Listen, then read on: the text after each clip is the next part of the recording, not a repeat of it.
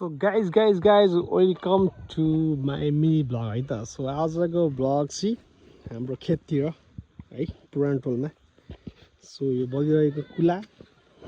हाम्रो खेतको अगाडि अनि यो चाहिँ हाम्रो मम्मीको फेरि यो लगानी भन्नुपर्दा 40-50 होला हौ 40-50 को म्या हो जम्मा 3-4 फल्या छ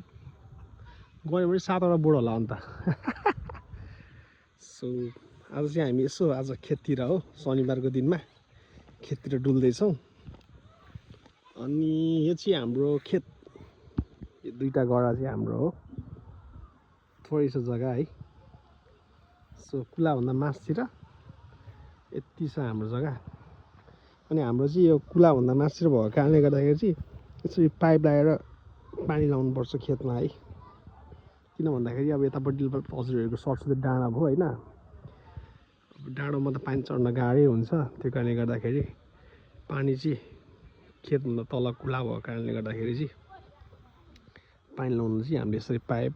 प्लस मेसिन युज गर्नुपर्छ सो लेट्स गो है त हेर्दैछौँ हाम्रो मम्मीको यो पछाडिहरूको म्याउ नि फल्दैछ सानो सानो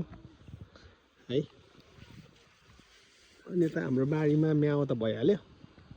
केरा पनि फलाएर छ आफ्टर लङ टाइम है मसिया हाम्रो खेतमा आएको यो चाहिँ बवाल फलाएर छ म्याउहरू ल यतानिर छ उतानिर यति चाहिँ दामी परेछ ल अनि यो चाहिँ मेरो प्रिन्सेस क्यारल कस्तो भइरहेछ आज त्यो अलिक हिल्लक छ यता माथि मम्मीले नि मकै पनि लगाइसक्नु भएको रहेछ अनि मकै सँगसँगै यो अर्ग्यानिक मुलाहरू यसमा केमिकल केही छैन ल्याम्मा टिप्ने ल्याम्मा हान्ने हो केही फरक पर्दैन उहाँ चाहिँ मेरो धर्मपत्नी हेलो व्हाट्सअप के गर तिमी धनिया सो यो पनि अर्ग्यानिक धनिया है गाई चाहिँ यसमा केमिकल केही छैन आफ्नै बारीको झनै झऱ्यो यार झनै लडेको माका भसरी यो चाहिँ हाम्रो काउली मम्मीले यति नै प्रगति गर्नुभएको रहेछ है अनि यो चाहिँ हाम्रो आँपको बोट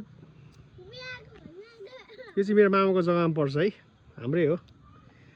यो चाहिँ मेरो मामा घर दुईटा यो पनि मामा घर हो यो चाहिँ माइजूपट्टिको मामा घर चक्स गर्छु धेरै दाइ ओ ल दामी दामी ल दामी लोकल बाँच्न आयो यसरी कुला छ हाम्रो खेतमा चाहिँ ए हाम्रो मम्मीको फेरि फलेर नि कत्रो फलेर छ अलि यहाँ त हो पसार भनेको त लट्टमै छ त अन्त अनि यता कुला पहिला पहिला हामीले सुगा मार्थ्यो गाई यहाँ चाहिँ बब्बाले सुगा मार्थ्यो गुलिले खेल्न लास मनपर्ने बच्चामा ओह ए लट्टमै फलेर छ निर्मल दिदी गरे यार कतिवटा हो म्या हेर आउनु म्या हेर यहाँ कत्रो आम्मा लोड छ यार रुखले थाम्छ है गाइस